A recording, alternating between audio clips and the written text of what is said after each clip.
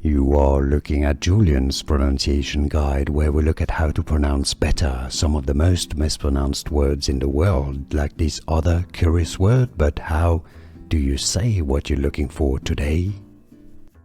Let's learn how to pronounce this name. This is a name of a ceremonial county in Wales, and it's also just a given name, feminine, of Welsh origin. So we need to learn how it's pronounced in Welsh and how it's pronounced in English. Gwynedd, okay? That's essentially how it is. You're probably familiar with the same name but spelled with TH at the end, which is the anglicized version of it. And so the double D at the end is essentially pronounced like TH in English, okay, with your tongue between your teeth. So gwi, a short E sound, not gwi, just gwi. Gwynedd, the stress goes on the first syllable.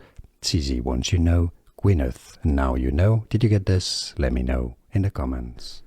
Here are more videos on how to pronounce more confusing words and names too many mispronounced. Like this video if you found it useful. I appreciate your support. I'll see you soon and thanks for watching.